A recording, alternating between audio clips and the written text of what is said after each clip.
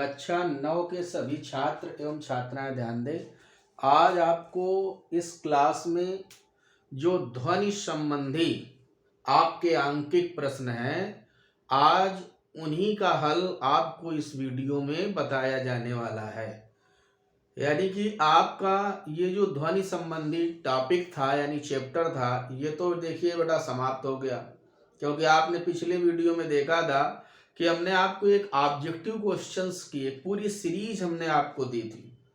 आज आपको इसी चैप्टर के ध्वनि संबंधी आंकिक प्रश्नों का हल बताया जाने वाला है। तो ये प्रश्न केवल कक्षा 9 के लिए ही उपयोगी नहीं है, बल्कि ये 9 के साथ साथ प्रतियोगी परीक्षाओं के लिए भी अत्यंत महत्वपूर्ण है। तो कृपया ध्यान दीजिए सभी छात्र एवं छात्राएं, आप लोग अपना पेन कापी लेकर के साथ में इसको हल भी करें। केवल देखने से काम नहीं चलेगा, आप लोग इसको साथ साथ हल भी किया करेंगे, तभी आपको इसका पूरा लाभ मिलेगा। तो चलिए देखते हैं, आज हम लोग शुरू करते हैं अपनी क्लास, जिसमें आज आपको न्यूमेरिकल बताए जाएंगे, वो भी ध्वनि यानी साउंड से रिलेटेड सारे न्यूमेरिकल्स होंगे इसमें। तो आज आपका जो पहला न्यूमेरिकल है वो इस प्रकार से है, हम किताब में देख रहे हैं कि वायु में ध्वनि का वेग 330 मीटर प्रति सेकंड है। यानी कि हमें पहले इन प्रश्नों को पढ़ने से पहले ये जान लेना चाहिए कि सूत्र इसमें क्या क्या लगने वाले हैं। तो एक ही नॉर्मल फार्मूला अधिकतर लगेगा, वो क्या? तरंग का वेग यानी तरंग वेग v बराबर n लेमडा। तरंग वेग v बराबर n लेमडा, जहां n क्या होगी? आपकी आवृत्ति होगी, और लेमडा क्या है? तरंग दैर्ध्य। ये तरंग दैर्ध्य हम आपको पहले ही बता चुके हैं, किसे कहते हैं? तरंग द्वारा, यानी जो तरंग है उसके द्वारा अपना एक कंपन पूरा करने में जो दूरी उसके द्वारा तय की जाती है, उसी को हम तरंग दैर्ध्य कहते हैं।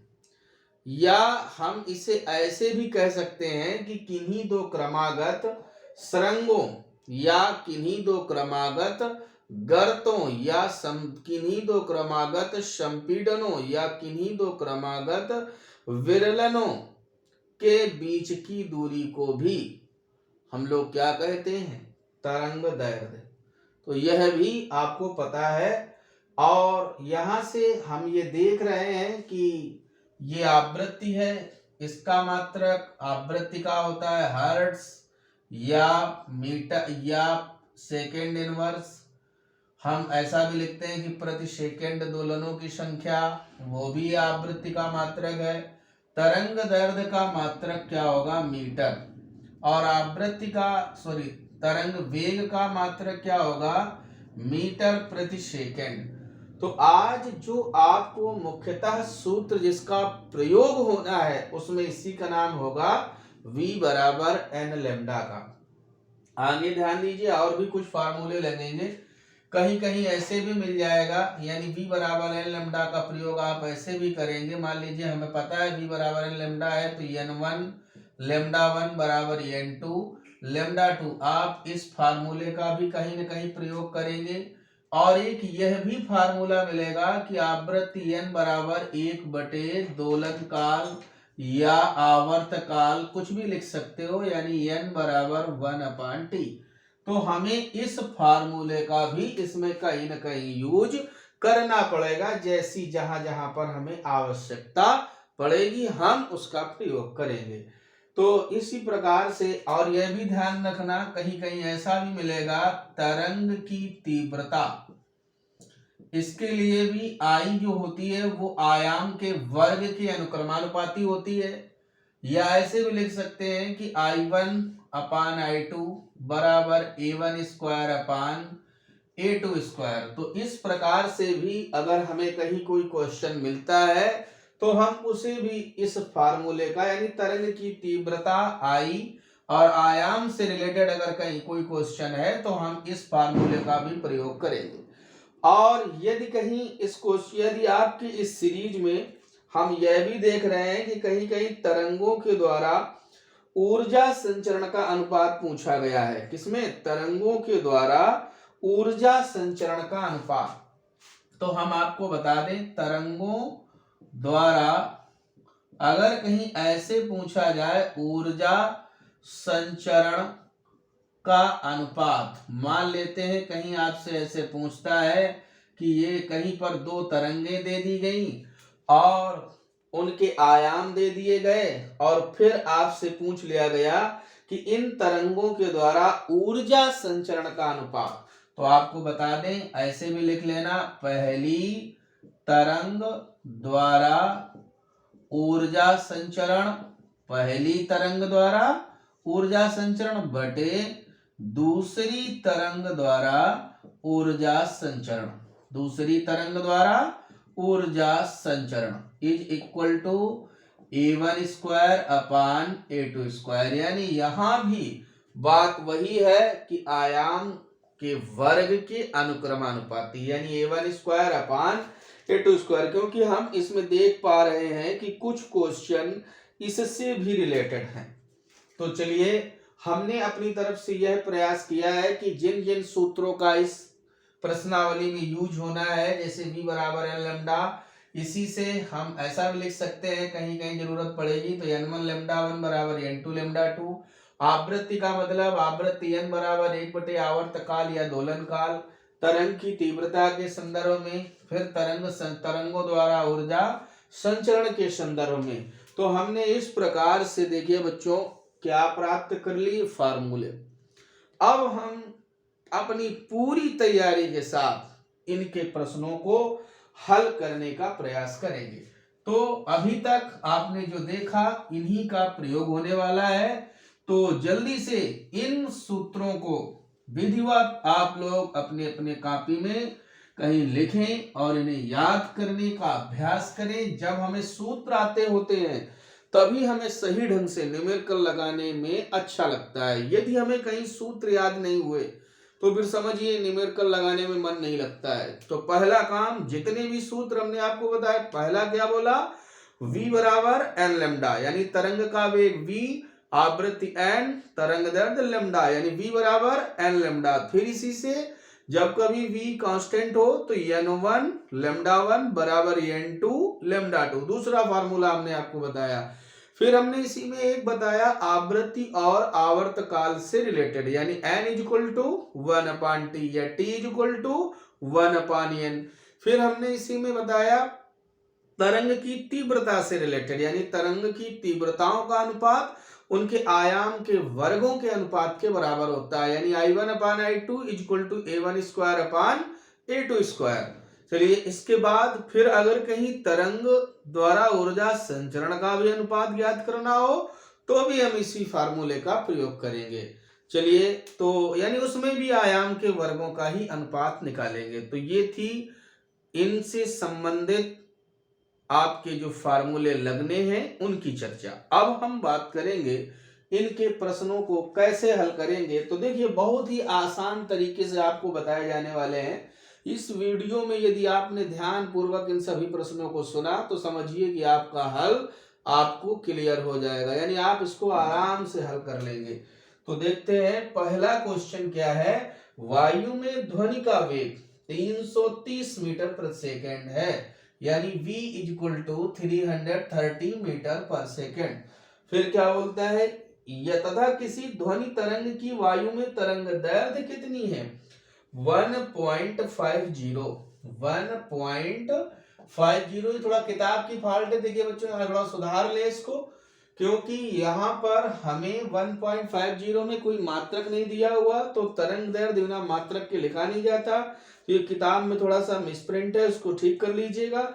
बाद में आपसे पूछता है तो उस ध्वनि की आवृत्ति ज्ञात कीजिए, यानी n बताइए। कोई समस्या नहीं, हम लोग तो फार्मूला जानते ही हैं, क्योंकि v बराबर n लैम्डा, तो इसलिए n equal to v upon lambda.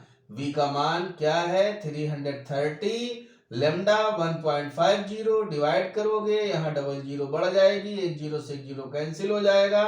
फिर जब आप इसको सॉल्व करेंगे तो 15 2 जा 30, यानी चाहे हिंदी में बोलिए तो 15 दूनी 30।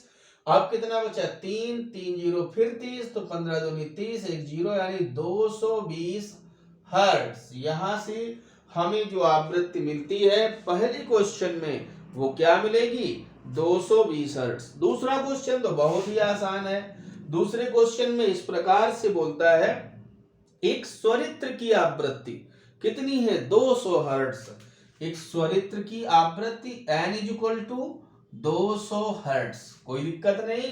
पूछ क्या रहा है इसका दोलन काल क्या होगा, यानी t is equal to question mark. हमने तो आपसे बताया है क्योंकि n is equal to 1/t या t इज इक्वल टू क्या होगा 1/n। तो जैसे ही हम रखेंगे n की वैल्यू 200, ये क्या हो जाएगा 1/2 से तो 0.5 इंटू 10 की पावर -2, या इसी को हम लिख सकते हैं कैसे 0. इससे डबल जीरो और बढ़ा दीजिए 005, और यह आवर्तकाल था तो इसका मात्रक क्या होगा सेकेंड। तो हमें अपने दूसरे प्रश्न का भी आंसर मिल गया 0.005 सेकेंड। कोई बात नहीं, आप लोग भी इन्हें हल करें, हम भी हल करते हैं। इसके आगे देखते हैं कि प्रश्न नंबर तीसरा हमें क्या बताता है। तो प्रश्न नंबर तीसरे में हम ये देख पा रहे हैं कि किसी पुरुष के स्वर की आवृत्ति, अब देखिए आप पुरुष और महिला दो हैं, कौन कौन से, एक पुरुष एक महिला। पुरुष महिला तो जानते हो ना, बस समझ जाइए क्या है। एक पुरुष की यानी पुरुष की स्वर की आवृत्ति कितनी है N1 इज इक्वल टू 400, यानी कि 400 कंपन प्रति सेकेंड। ऐसे भी लिख देते हैं हम इसको, या तो इसको हर्ट्ज लिख दे। अब N1 क्यों बोला, अक्सर अभी तक N देखते थे, आप कहोगे सर इसको N1 बोल दिया, क्योंकि इसमें दो चीजें हैं। तो हमने इसीलिए पुरुष और महिला मिला कितने हो गए 2, तो हम दोनों के लिए अलग अलग मानेंगे, पुरुष के लिए 1 1 लगा करके और महिला के लिए 2 2 लगा करके, ठीक।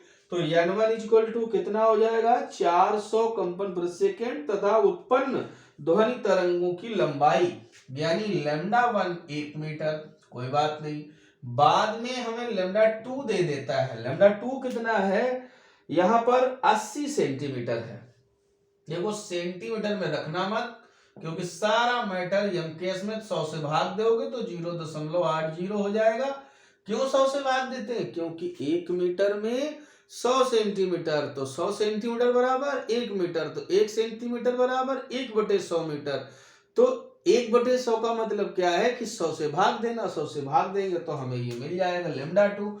पूछता क्या है उस महिला की आवृत्ति क्या है N2 is equal to question mark. तो हम एक सूत्र जानते हैं क्या होता है N1 λ1 बराबर N2 λ2। अभी अभी हमने इसी फार्मूले की चर्चा की थी, याद होगा आपको, बस उसी को लगाना है। तो यहां से इसलिए N2 बराबर क्या लिखेंगे N1 λ1 होल अपान λ2। चलिए वैल्यू रख दीजिए, N1 की कितनी 400, λ1 की कितनी 1 अपान λ2 की कितनी 0.80।